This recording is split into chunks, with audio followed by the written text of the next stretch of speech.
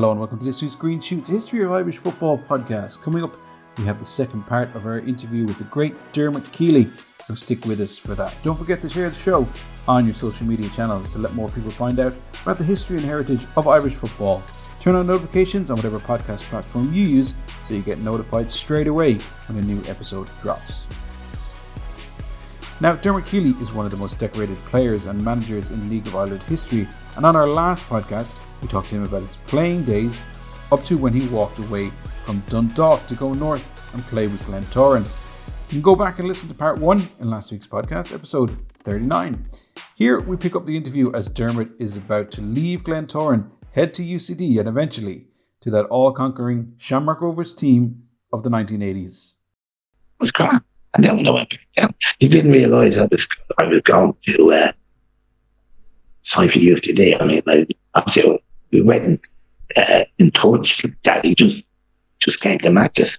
And then he went to the job. Well, he had taken the job. And then I think they were giving a few goals away. And I think he said, look, to be the beast among the beauties, the Rovers, like, you know, so I think it was Beauty and the Beast. There was 10 beauties and me, the beast. I think it's funny because I think he must have went to bed one night and woke up and said, yeah, we need some quality in there. Some fellas kicking people. So you go from UCD to Shamrock Rovers and he brings you there. Was it a surprise conversation that you got? Did he call you or how did he kind of make it clear that he wanted to bring you to be part of his plans at Shamrock Rovers? He just rang me and told me, like, I could see the players. I was playing with UCD there. You see the player. Well, like, it was the 11 would get into any team anywhere. You could see he got money from the clients. As usual, spent it well. Didn't just buy 11 good players. He bought players that could play in. He bought the best right back, the best left, whatever position he talked about. He got people that could do the job. So he got 11 players going out on Sunday with all of them able to do their job really, really well. You win leagues. Like he said, if you want a real good team, oh yeah, he did. But you have to know what to buy. It's like going into a shop and buying something stupid, you go home, it doesn't fit you. And he's just trying on first, like, what's up? And he was different class. I'm more well to him than I had anybody else as well. So you go to Shamrock Rovers, and we've talked about this Shamrock Rovers team before. We talked about it with Pat Byrne, obviously, as well, when we had him on the podcast. But I mean, to do what that team did and the extraordinary period that was there at the club that you were part of, 4 league titles in a row, 3 FAI Cups in a row, 3 seasons where you did the double in a row.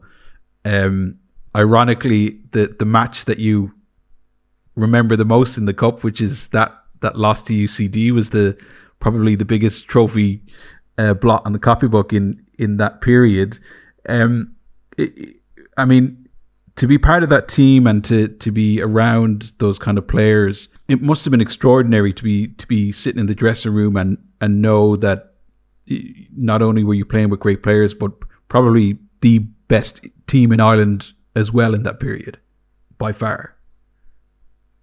But they're doing something similar now. I mean, they haven't matched it up. They haven't doubled. Well, I mean, they're the best team in the country by a mile. If someone asked you to go there, if I was still playing and someone asked me to go to the cup Rovers team, I'd go for nothing.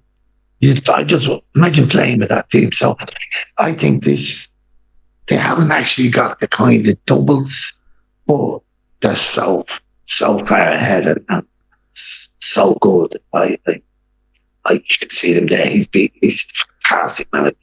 So you're going, look at this, they'll be there for, unless something blows up, they'll be there for a couple of years. I mean, you lose somewhere along the line, you lose the league like they did Chelsea. And you just get the bike and win the next one, and win the next one, win the next one, and just keep trying to strive. And he has.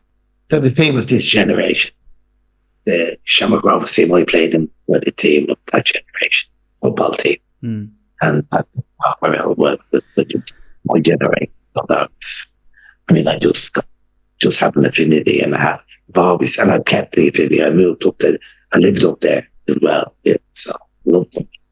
But the actual, they were the toughest team of them we've ever played with. Rovers were the best footballing team I've ever seen. And again, you can only talk in your own ear. But, I mean, player for player, there was no anywhere. Yeah. I mean, it was trouble balls out over the line for touch of the boys turning around. Going coming back to get the ball off you.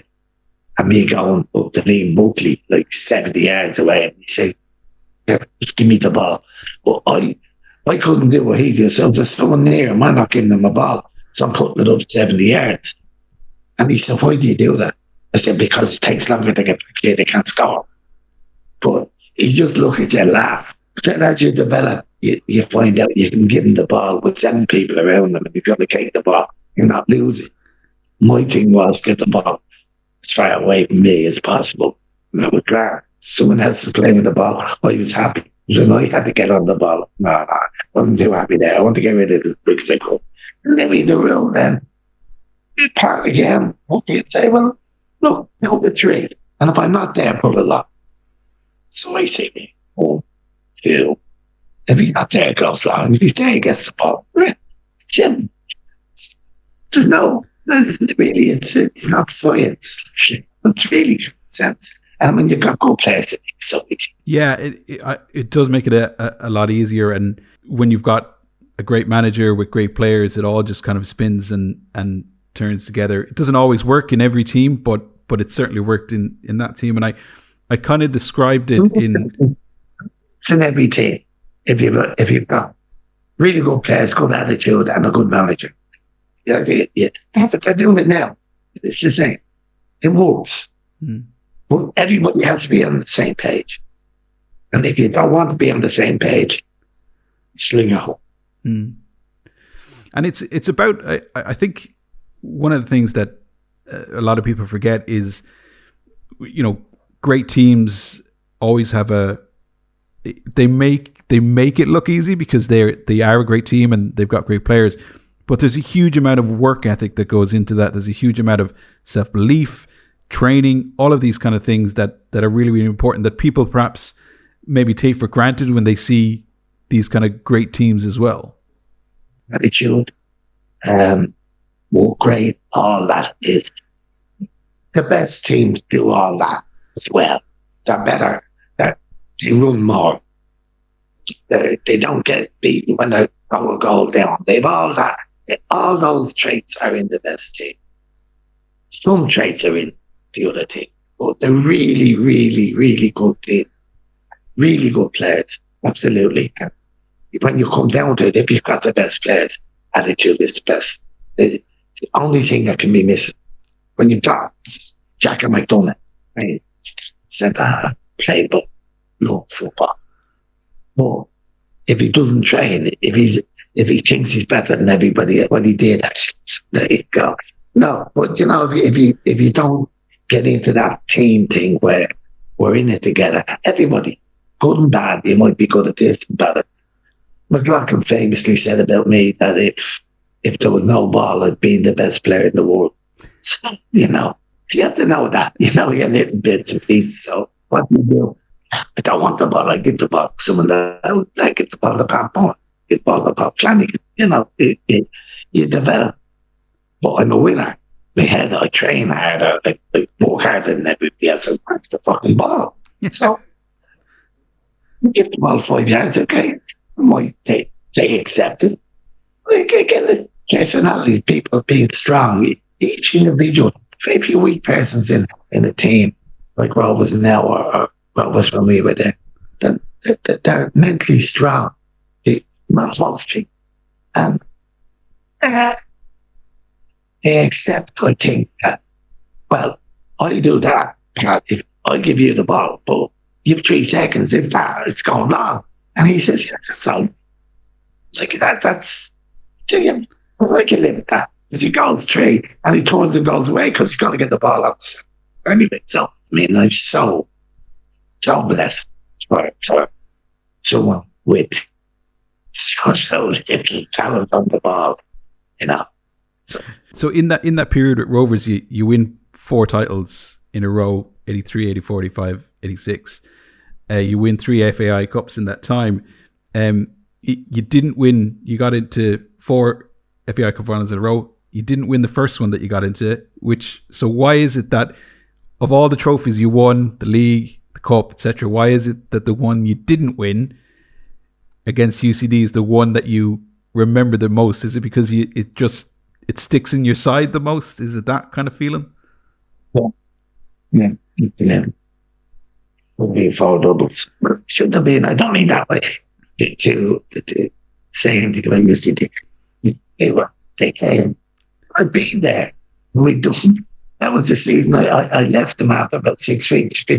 So they had a reason to win as well.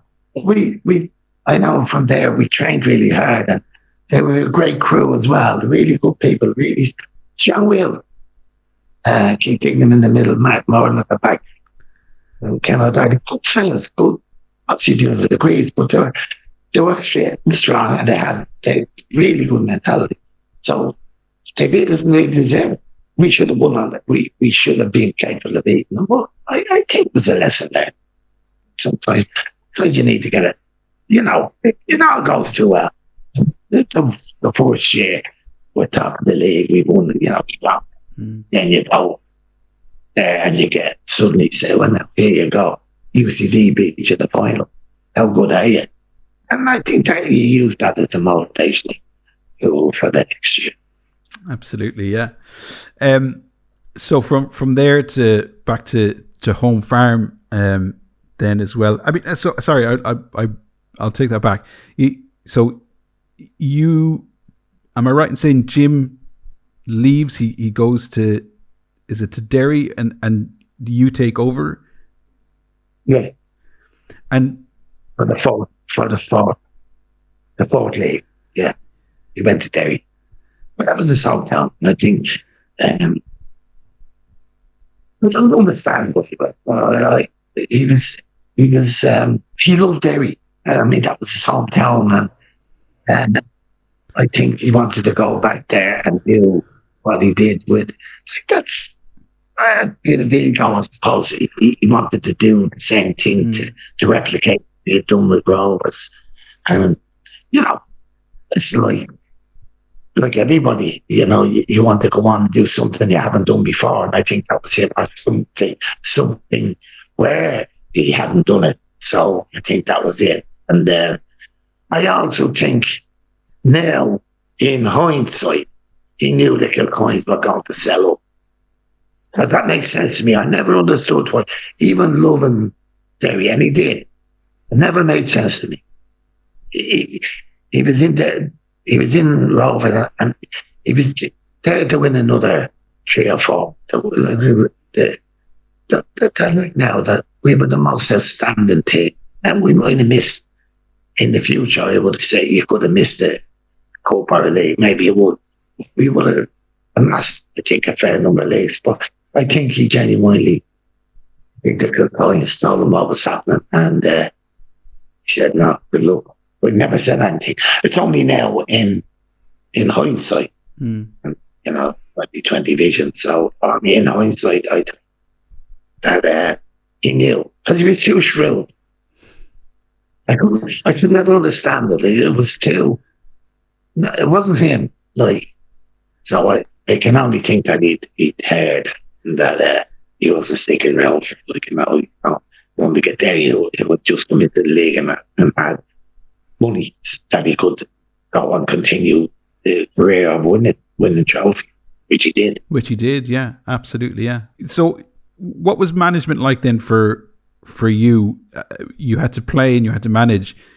Was it perhaps a difficult thing to do, because it's not just manage a team, but managing a team that expects to to win trophies and win leagues and all that kind of stuff. And then you have a decision of, do you know what I mean? Are you going to play? Are you not going to play?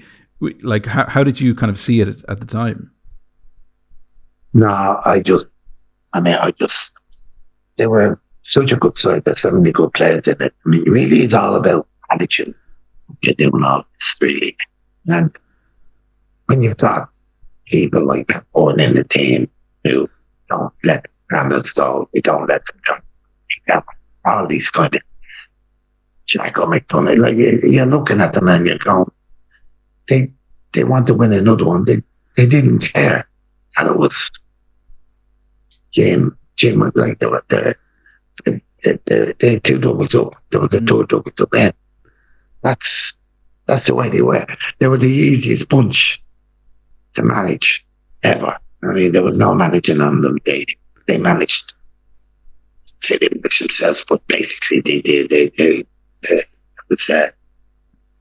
was huge experience, huge desire in the team, and one being the captain as well.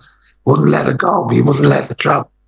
You know, if something went wrong on the pitch, he'd be the first one up to them. Like, you know, so is it fair to say that the team had gotten to that point? I suppose the zenith, that they were so good, they all knew each other's play really well, etc. They had the hunger and still had the desire, etc. That they kind of just they managed themselves a bit. Yeah. So you kind of just had to make maybe decisions over here and there, but the big kind of stuff, they knew what was going on. The hunger was still. They didn't say, "Well, McLaughlin's gone home. We know that's what we got to do." They just said, "McLaughlin's gone to sleep. Letting the players go. McLaughlin's gone. You know, McLaughlin is dead. I'm letting McLaughlin, like, you know, they just took it in their stride. They were fantastic. There was no man, you know. But, you know, you have to do little things and you leave people to do this. But for me, it was, you know, again, it was like being captain. But I mean, it was just like in the other group. Why they just knew what to do. Like, you know, you're there, you make decisions and you stick by them. That's it, like, but they never faltered. Like, and then they saw Milltown the whole. Yeah, I think sometimes even, you know, with great managers or great periods in you know, a football club's history, whatever that football club is, there's very few kind of points in that club's history where you can point to like maybe one event and go, this here is where it all changed. And for Shamrock Rovers in that period, without a doubt, the loss and the selling of Glenmalure Park was a definitive moment in Shamrock Rovers history. It was a scandal. I mean, that was allowed even pure greed. People who were running the club who were financial gurus or whatever else. It was an absolute shambles. It was a disgrace. And many a club would have died. Many a club died. And it's taken them so long to get, not now this year, even previously, trying to keep the club going, trying to keep marking that as, like everyone knows, Shamrock Rovers. You hear in Spain, if you talk to a Spaniard, he'll tell you and say about football, say Shamrock Rovers. They know it's phenomenal club. And it took to now really again, I mean, they've had bits and bobs, but I mean, now they're what I would see as the old Shamrock Rovers, like the class is there, the manager is there, you know, they're an outfit to be feared now. But that could have been so easy gone. Could have been wiped out back in the day when the coins sold.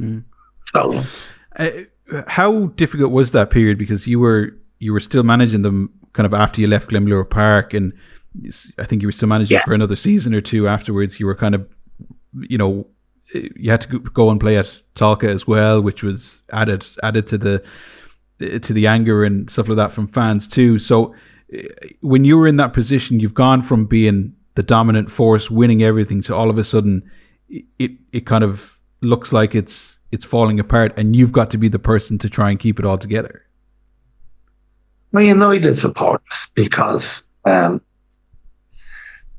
lot of the players start. McLoughlin, Jay picked the players, and he went to Derry. And I felt, and I didn't put it across in words, right? They felt I was sticking with that I agreed with the Kilcoyans and selling Glenmalure Park. I didn't. What I was trying to do was keep Rovers going, but it came out. I said I'd play. I think I famously said I'd play on Dollymount Beach if I have to. I didn't mean that as saying I didn't care about Glenmalure. I meant to keep the club going. I would do anything. And because I stayed and because the other players went, I think I became the pariah of the fans, which I perfectly understand. But I didn't do it I knew I wasn't going to win a league with half the team, all the best players gone to Derry. So, I was prepared to stick it out. I didn't jump ship.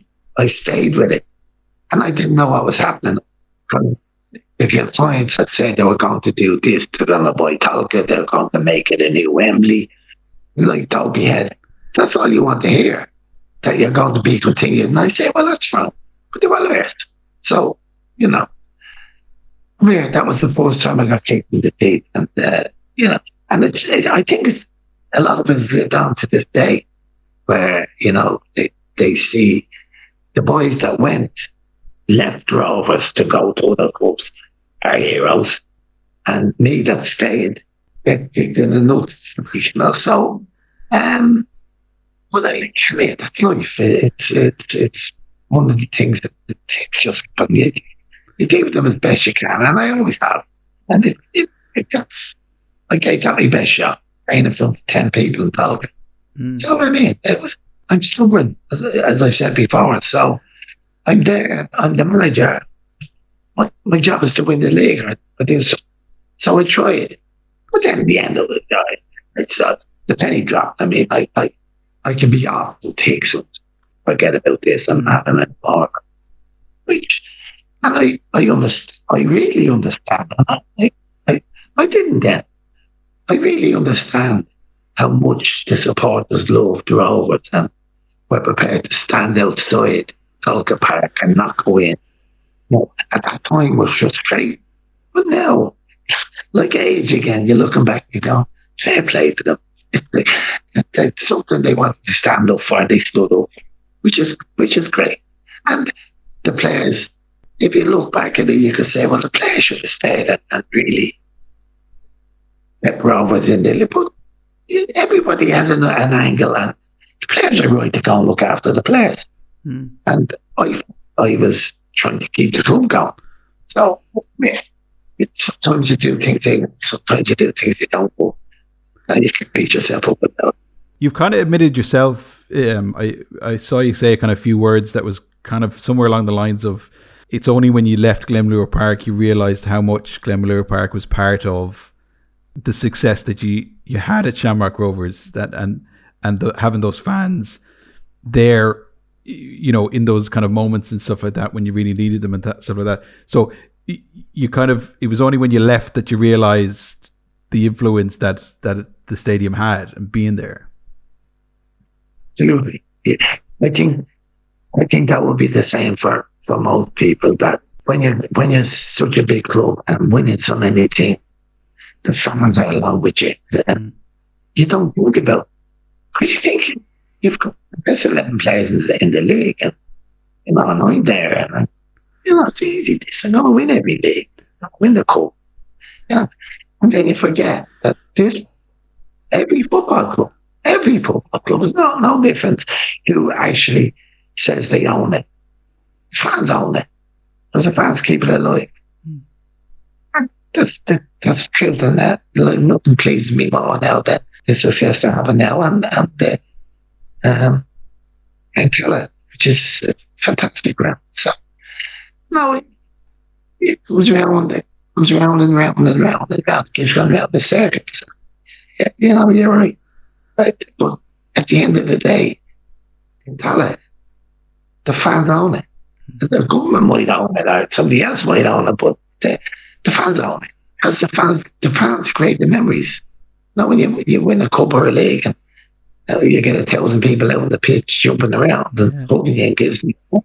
That's what it's about, and that's what we're very, the footballer and the people in charge of it can be very pragmatic about it, because you're playing, and you might be playing somewhere else next week, you might be, or next year, and you might be getting a few bob more or a few bob less. But these people go to the game every single week, or two, whatever it is, and are willing to support you through hail and sun and hail. And I do that. I think myself, you forgot how hard they are. And when you do that, that's your finish, really. If you lose that, it's, I think you've lost. You're gone. So that's hard. Not just me, the Rovers did. So you decided to go into management with Sligo Rovers. Was it a very different prospect going to Sligo Rovers in many different ways, in terms of the size of the club, perhaps what you had to spend? It's literally on the opposite side of the country as well. So was it a very different kind of sea change in how you had to manage or work? No, look, manager was managing. I think the same philosophy I had everywhere. So I don't think that changed. It's like, it was lovely, great town, great football town. I mean, I made a lot of changes, but I think it was always, I just went to site. I mean, I've done it then. I basically just tripped around, took whatever job was gone. Yeah, I don't know. I never had, you're never going to feel that. I didn't think I'd ever feel that. Have the chance to feel that good again that you did with Rhodes. But all the tripping around with all the 3 or 4, I think 4 clubs in the season once. Yeah. So you're back, and then you get the shells. So that's it. Another door. Everything's back on course. I is in the wilderness, So, but then it comes right again. I think if you have a philosophy, if you have will to win, if you have whatever, and you get picked by the right club, things fall into place. Falls into place. Grand. But before the Shelbourne thing, the 2000, I was like a traveller. I mean, I should have lived in the car. It was gone. I went everywhere. You were still fairly successful, though. I mean, you weren't winning major trophies, maybe, but you brought Sligo Rovers into the Premier Division. I'm pretty sure you brought up Finn Harps as well, and you got some good you got some good league positions as well once you did get promoted. So it's not trophies, but it's still success in the relative terms of the club and what you were trying to do there. That was not trophies. I loved it. And I mean, the only club, I don't think I left a club in worse shape than when I took over. I think they were always better when I was leaving. Derry was the only one. I last 6 weeks there, I couldn't even, I don't know, the whole everything with me mammy, and I don't know, I couldn't talk. That was the only time. In fairness, over a long, long time, that was the only time I absolutely failed. Anywhere else, if I didn't win something, I'd go with it. And I kept it. People who follow the club, which we were talking about there a few minutes ago, I kept them happy. Because the team I've had, always worked hard. Now, they might have been the best players in the world, but they would have a structure and 100% is the minimum. And I think people like that. Like, if you don't win it, everybody can't win a cup. Everybody can't win a league. You can only win one team or you're in a double, which is so hard to do. really, really difficult. So if you go to a club and they're in the doldrums and next they go, like Longford, we took them off at the bottom and they finished fifth. That was it. That was like winning the league there. So once you have that, I think, once you keep that and you keep the fans on side by saying, look, I've only got X number of pounds to spend, but I promise you, you'll get your value for money. You know, these people are going to try and they'll be fit, and that's all you can gather. And they play a certain way, that's grand. And I think that's really the legacy of it is that. It's that, well, I couldn't deal with not winning a trophy sometime every now and then. Like, no, I love filling it with the old beer and getting the drink out. Like, you lose that. You lose very quickly.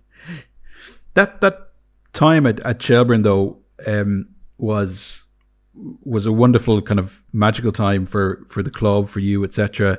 It was an incredible season, that 2000 season, because you as you mentioned, you won the double as well. You won 2 leagues with Shells, etc. So what are you taking from the things that you've learned before, you know, working under the likes of Jim McLoughlin and, you know, his great legacy and his great management ability as well? Was there stuff that you took from him and how he did things as well, and that Shamrock Rovers team, Dundalk, etc., and brought them into the teams that you managed and that you kind of worked with as well? Very simple with that. Like McLoughlin said, I need money for good players. Good players and attitude in the league. It's simple as that. Simple. I went in the middle of the one season. Their attitude was, for a lot of them, was appalling. I mean, they thought they were great. They had been there and they'd won a cup. I don't know what. But they thought they were fantastic. They thought they were the beasts. And I'm looking at them going, no. I mean, you fellas wouldn't track back. Playing wide in a 4-4-2, and they wouldn't track back. I'm looking at, why would you not? Why would we stay up here? And when you get the ball, give it to us. So it's out the door straight away, you're gone. Because the whole basis of the whole thing is working. So if you work hard and you have good players, you win the job. It's very simple. I know we talk to death now about on telly about different things. But it's really, it's simple. Good players, attitude, fitness, so you win. Sometimes a lot of people don't have the money to have really good players. Well, I was in a position, okay, with Howard. I said, I want with him. I want him in Ollie Bourne, him in. And I just put the team in as I like to see my own teams. And it worked. Now, the double's a bonus, obviously. But I mean, for me, it was always trying to win the league. If you want to cope with it, man, perfectly with the league. And I think the league is over whatever, 30 matches, 40 matches, whatever it is. I think that's when you win that, you've won, no matter what, instead of 4 matches. See, I never got just where it's the highlight that you're playing with the league. You beat the week, so to win 4 matches or 5 matches, then they get this big, huge trophy given to you. So thanks. That's class, deadly for me. But then they go, 4 matches. You got beat in like 24 or 25 matches. I can remember going down to Cork Games when Because was there, and looking and getting played off the park and coming away and getting beat 2-0. And I was punching the air because we hadn't beaten 5. Like, who wants that? Like, so you want to be like Cork Games, where then all the good players, Herrick and fellas coming around, Father, Ilya, really good team, really good players. And you want that all the time. That's your ambition. And I was lucky enough to be able to people wasn't being enough to do that, doing enough. So I'm grateful. You mentioned when you came into Shelburne, some of the lads maybe didn't have the right attitude, etc., and you kind of a couple of them you slung the hook for them, etc. as well. Did it give you a better understanding, perhaps, of the same situation that you'd gone through with Jim as well, in terms of now it was you kind of on the receiving end of it, and then you kind of go, look, if you're not part of the philosophy, if you're not part of the attitude that we want here, then I'm afraid, no arguments here. You're out. You be one boss. You have your thing.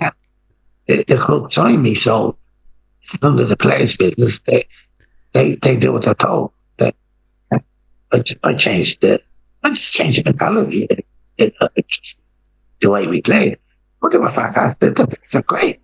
They have to do what they're told. I mean, if you say you want to do A, B, and C, and they buy into it.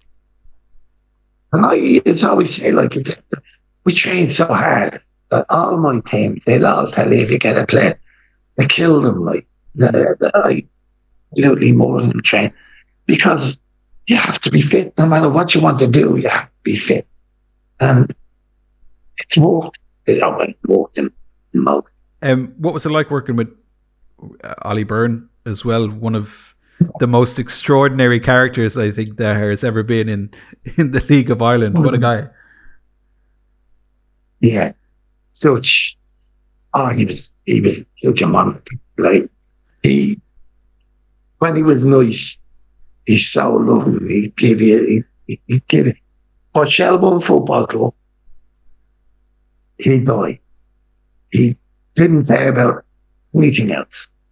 And once Shelburne, if you were winning matches, Ollie was your best friend. I could win 6 matches on the trot, go in, and he maybe drew against someone, let's say Waterford or something, that might have been lower in the league. And he'd be ferocious, kicking and roaring and shouting, and like you'd lost the league. And then you'd come in on training, and he's over and he's hugging you, kissing you, and there's no one, absolutely no one like him, ever was or ever will be. He could not see past Chelsea. He was trying to, now, will to win, desire, if you could put half of that into some of the players or the managers that took up, he would have been on the winner. But but again, it's something that you can only do that once. And I was lucky to be in Chelsea when he was there. Lucky and unlucky. I mean, lucky that I could see the lunatic, but unlucky that he was a lunatic. He was absolutely stone mad. I thought I was mad, but I come here. I was in the Halfpenny place, but when you could see all he ever wanted was for Chelsea to win. He didn't want anything else. There was nothing in his life. Chelsea to win. So if you can get a bit of that into 11 players, you're the winner. You're the winner. But I loved him. I had to say, at times, and then I hated him at times. I mean, you couldn't just like Ollie or dislike him. I think you either loved him or you hated him, or you loved and hated him. I'm invested towards it. I loved and hated him. Waiting to come off after a 1-1 draw against a 0-0, or you got beaten 1-0, and you're walking off Falcon, and he's standing at the gate, and he powered me and shouting. Then the next day, I can't, but you're doing a lot of it myself. So, you lose, you're going to kicking tables, round cups, so. And my flag. Yeah. I know I'm taking up a lot of your time here today, but it's just I love talking to you. It's fantastic. My lovely wife watches series. This could be a fucking series now. This could go in. We might have 8 minutes of it. But I wanted to talk to you, I suppose, about life away from football and kind of what you're doing now, because it seems like it's almost like the complete opposite of what you were doing for 40 years of your life, which was, I suppose the constant pressures of playing for football and doing all those kind of things, etc.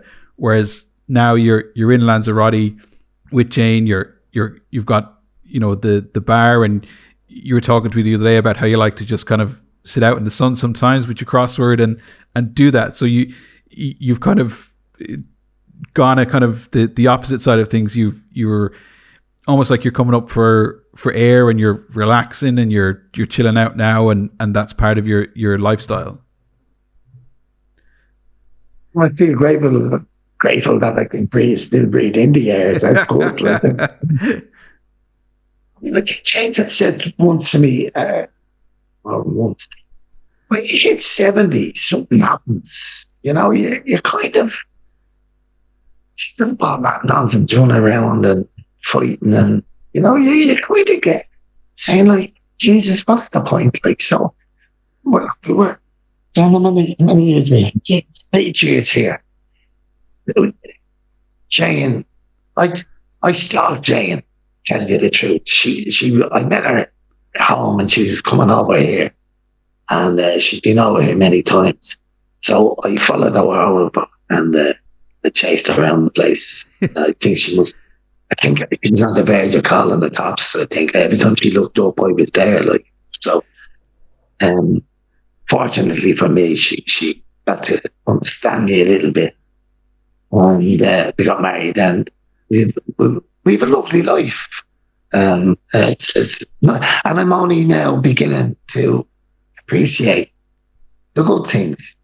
Having a lovely wife, having a lovely farm, being capable of going out and doing the crosswords and have a swim, going to work when I want to be. Well, I mean, I do this now 3 nights a week, but that'll be coming to an end as well. So, yeah, I know life, but then I wouldn't swap the other 40 years. I think you have to do the other 40 years to appreciate the last 8, like, So, again, I think life is life. Look, I've been blessed when you think about all the good times, pardon, all the big bad points, all the cups I've broken, throwing them off walls, watching tea dribbling down Desi Baker's shirt, where I threw a full cup of tea off the wall, and it comes down and it's dribbling down on his jersey, onto his head, or onto his jersey. And he never does. But I'm in the middle of a rant, like, and he knows that he just doesn't even brush it out, just see the stuff coming down. Now, might have been Desi, but I think it was. And they're looking and screaming, and tea coming down here, the back of him. And then you go, not answering you back. And then, throwing you back, and then the tail comes up. So, things like that would me. I've been very, very lucky. I really have been very. As the book said, for a man, better without the ball. I was like, my dad was no technical genius. I mean, since the managers and coaches all done all that stuff, I just came in basically and kick chairs over through the TV without the support of people. Coaches, Boy, Matthews, these people that stick by you, all the time. Who do a training session and knew what you wanted. Fantastic. Do you? I hope you don't mind me saying it, but I get a sense that you're a bit self-deprecating, as in, I know in football teams there's also the team, and there's coaches and all that kind of stuff, but it seems like you don't want to praise yourself too much for the things that you've done, in terms of like you've been very successful in teams, and you've managed really successfully in teams. You've won trophies and cups and all that kind of stuff, and it seems you seem to kind of take your own ability and your own skills out of the equation a little bit, even though that might have been the thing that did win those league titles and did win those trophies. Am I right in saying that a little bit? Then the life out of people is really not too hard when you get them right. So only basic. Well, I'm more afraid of me than afraid to lose. Much more than that. It wasn't great. It wasn't really like when I was playing the way we played high up the pitch, playing that, you know, playing that way. Well, that means more to me than managing and winning things. The fact that we brought some, although it's never been mentioned, we brought something into the league that wasn't there before, and we brought this thing about holding the ball on, and that came from, started with McLoughlin, and I carried it on through my career. But I think that more than that would please me. But you know, what do you do? I mean, I'd be pretty bored if I went out every night with you for a pint, start talking shit about how many medals I won. I mean, you took a point over me. It's have you been out with Keely? What an arsehole. You know, the trainers just bring to mind that go in and haven't won a medal or won a medal, never stop talking about it, and I feel like saying, seriously, will you go one away and stop annoying me? Well, you can't. You know, if you go in, I don't know. Maybe I'm self-deprecating. Just matter the philosophy in football that I carried, and it was the same with every club. Well, it's not like you're going somewhere different than devising some strategy that gets a team out of the bottom four and finishes in the top four. Slowly, it's the same stuff, like, you know. It's said to you earlier, it's not rocket science. Get money. The easy way is get a few ball, really good players, join the league. It's great. It's there. And like, what do you think? What do I take credit for that? Saying, well, like, if I didn't have Shell's money, I'd have won the league anyway. I wouldn't. If I didn't buy so win and so win. I mean, we won a league with Shells with Paul Doolan playing in the middle. I mean, you know, he's a fantastic player. But the way to take the credit for him being a bit older than I needed it. It's like you won't get what you need. You say, well, I need a fella to get on the ball, a fella knows experience. Get Paul Doolan. Cheap, he's finished. Well, he's had it finished playing at the peak. He's fantastic. You know he's going to be fantastic. He's playing. Again, I don't know. You go to a game and you look and say, fuck, he's brilliant. He's a good player. He's a bit of... You might get him and they go, you look like the train, or you won't do that. Say, well, okay, you one thing you're good at, but you've three you fail. So the way, you know, you'd be looking at someone going, geez, he's brilliant. How's everything? He is brilliant. You don't have to be a genius to look at it and say, hey, no, he's someone says, look, this fella, he's great, does it. You look at him. No. He's standing up, 6'4". I love the big centre forward. The ball was gone long, big 6'4" guy, you know, and you go, can't run, not walk, doesn't do that. Look, thank you very much. You know what? Like, it's not too hard to make it. If anything hard you want, they don't have it. You eventually get, if you have money, it's easy. Obviously, you can go and get a really good player. If you know, you still have the same principles. They don't do it as well. I think so. Ollie said, someone said to me like that. When you lose the ball, when you have a good team, if you lose the ball, you get it back. But with a poor team, you keep losing the ball and you can never get it back. So they're simple. It's not. People making a fortune out of making a game. It's idiot proof. Like, you know, it's not. If you have any kind of management intelligence and good attitude, again, you don't need to have read books about 4-4-2, 4-3-3, 1-4-7-6. Like, they're all good numbers. In the end, there's 11 players on the pitch. Everybody has to put in their shit. You can't be standing up there. They're saying about Mo Salah now. He's standing up playing outside right and wide on the right or wide on the left, but he doesn't be tracking back. You're looking at Mo Salah and you're saying, geez, he's not walking. But everybody sees that. The fella, everybody fellas in the crowd singing. I see it. Sit there. Most of it, for some reason, it's gone off the boil. You either drop them. It's not hard. Don't keep playing them and saying, look, will you please run? You say, listen, man, run. You don't, if I don't get X number of miles out of you next week, you can say, oh, go. It's not hard. So whether I'm deprecating or not, I don't know. I don't think it's such a big deal. And I really don't. I mean, I do the same things all along. I didn't do much. Maybe the fact that you have a temper, you know, you have to run hard, this, and be afraid of the manager in case he chose a culprit. Yeah. It's easy to put people in boxes and say, well, the house towels, there you go. I might be gone. I'm just going to go into the pool now when you get off top. Dermot, I will let you go. Thanks for taking up quite a chunk of your time on doing the interview as well.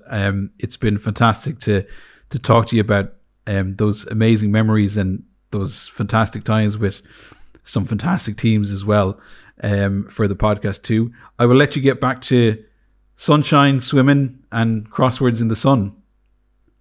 It's off. It's awful. How could you...